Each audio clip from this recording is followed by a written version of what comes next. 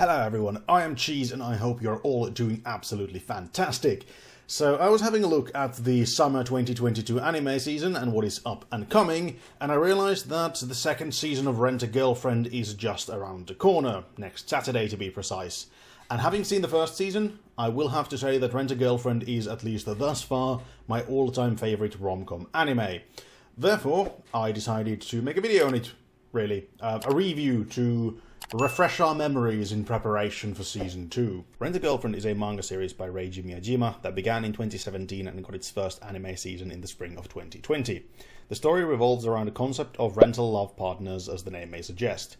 This concept may seem foreign to Western audiences, but it really is a thing in Japan. Now, I don't know how common doing this is, as I don't live in Japan, at least not yet. That being said, I could quite easily imagine a situation much like the initial setup of the anime happening in real life if you take things too far with a rental. And having said that, I should probably explain the story a little bit. Our tale begins as the main character, Kazuya Kinoshita, is dumped by his first ever proper girlfriend after just a month of dating. Full of sorrow and lamenting this missed opportunity to get laid for the very first time. I mean, I get it, we've all been horny and young, but holy shit, dude. Kazuya makes the dubious decision to rent himself a girlfriend to rid himself of the pain of rejection. After having a blast on his rental date with the stunning Chizuru Mizuhara, our intrepid hero goes online to read other people's reviews of Chizuru. Unsurprisingly, this turns out to be a bad idea as Kazuya learns that the date he went on with Chizuru was all an act. I know, right? A shocker. Leading him to leave a bad review on the rental side, to which Chizuru doesn't take too kindly. I know, another shocker. On the second rental date, Chizuru pretty much lets Kazuya have it for being a prick, and rightfully so. Only for Kazuya to be informed that his grandmother has collapsed and is in the hospital. One thing leads to another, and Kazuya ends up introducing Chizuru as his girlfriend to his grandmother, who absolutely falls in love with her. This couple, with the two of them being neighbours and going to the same university, all makes a wonderful mess of resentment, jealousy, love, humour, and very, very human emotion. Naturally, our lead couple, rental or not, ends up relying on one another in the future, only to get further and further tangled up with each other and the rest of the cast of the show, such as Kazuya's rather crazy ex-Mami and two other rental girlfriends, Ruka and Sumi, along with each other's friends from school. Speaking of the characters, in a rom-com they often end up playing a pivotal role, almost to the same degree as the romance itself when it comes to the success of the show. And on that note, let's have a slightly closer look at those characters, shall we?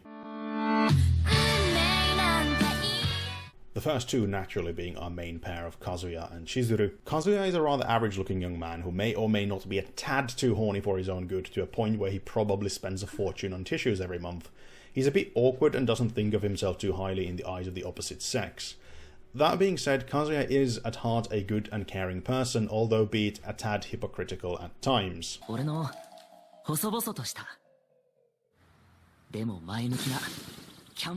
Chizuru Mizuhara, from her part, is going through acting school, being inspired by a grandmother who used to be an actress. In order to pay for her acting school, she works as a rental girlfriend. At her work, Chizuru is all smiles and charm, but her true self is far more fiery and hot-tempered and, quite frankly, way more human than her working persona.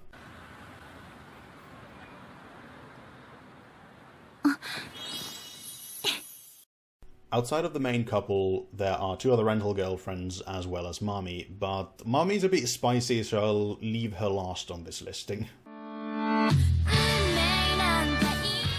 Sumi Sakurasawa is Chizuru's co-worker at her rental company, but she isn't really cut out for the work. She's a shy girl with a very timid personality, and I'd suspect not an insignificant amount of social anxiety, even going so far as to impede her ability to communicate with others. With the encouragement of Chizuru, Sumi goes on a date with Kazuya in order to improve her skills as a rental girlfriend, and eventually develops feelings for him, seeing how gentle and patient he can be. Sumi is also the main girl of a spin-off manga series, Rent a Really Shy Girlfriend, that began in 2020.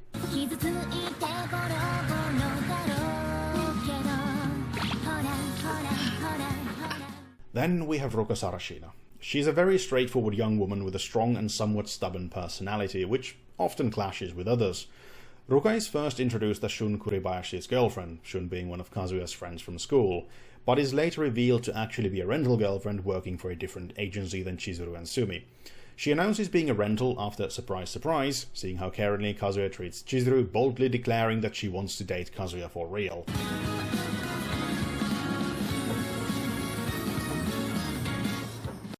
Last of the main characters, we have Mami Nanami. Kazuya's a bit more than a little crazy ex, who serves as a sort of an antagonist in the first season, as much as a rom-com really ever has one. Publicly, Mami is a charming, sweet, and most importantly attractive woman. However, her real personality has some sociopathic and narcissistic tendencies, such as manipulation and conniving, and is always trying to assert her self-proclaimed superiority. She's an extremely petty and jealous, even of Kazuya, whom she has already broken up with, and she enjoys playing with other people's feelings. So, you know, really great girlfriend material and all that.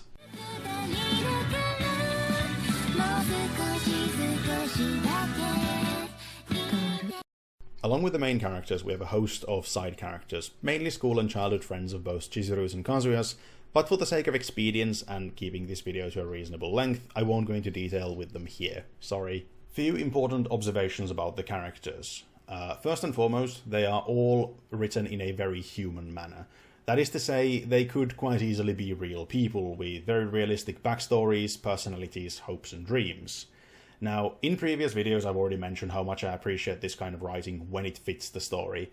A really realistic Luffy would just be boring.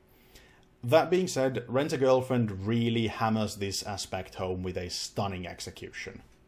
The second important observation is the age of the characters. Now, they are all legal adults, which, as much as I appreciate and like a high school rom-com, I find it significantly easier to identify with adult characters, especially now that I am older.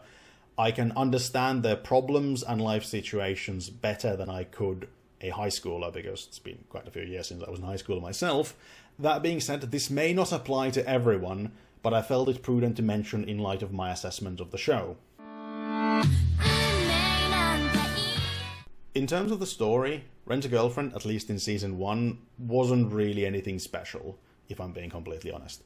Then again, it is a rom-com, which is a genre that doesn't necessarily rely on the story that heavily, at least not at face value. With that in mind, the story is still solid and interesting, and it works well with the unique aspect of a rental girlfriend, whilst not being anything really astonishing. In this regard, it's very similar to Demon Slayer, where the story is exactly what you'd expect. There is nothing wrong with it, but at the same time it doesn't do anything world-shattering. But as I already said, a rom-com doesn't necessarily need that kind of a complex geopolitical narrative like something, say, Attack on Titan has. Sometimes simple things are enough, and in Rent-A-Girlfriend, the comedy is funny, there are enough twists and turns to keep the story interesting and not getting too samey. The romance and the love really is very sweet, and the interaction between the characters, much like the characters themselves, is very human and realistic, and in my opinion that is exactly what this kind of a rom-com needs. And ultimately, at the end of the day, it is the characters and the interaction between the characters, as long as the romance, that really makes or breaks any rom-com, be it live action, be it animated. And Rent-A-Girlfriend really delivers a stellar performance in all of those aspects. And while the story as a standalone may not be the greatest thing ever made, when all of the aspects are combined into one, Rent-A-Girlfriend really is something very special, at least in my opinion. And there have been some amazing rom-coms throughout the years, and Rent-A-Girlfriend really does have aspects from many of them. It has that amazing funny comedy from something like Ore Monogatari that you can't help but to laugh at. It has that charming, sweet love story from something like Horimiya, although we may not have gotten that far in the first season. And at the same time, it also has that combination of all of them and the good balance from something like My Dress Up Darling. And ultimately, the thing that raises the above these, for me, is really just the aspect that the characters are adult, and I personally can identify better with them. Again, your mileage may vary, but this is my review, my opinion. That being said, I would still recommend Rent-A-Girlfriend to anyone who is even marginally interested in rom-com anime. Even if you're like me, don't really get or understand live-action rom-coms, it may be different if it's in an animated form. And on that bombshell, I hope you have enjoyed this video. I have been Cheese, and I hope to see you guys next time for more anime goodness, but for now, ta-ta, and I'll see you next time.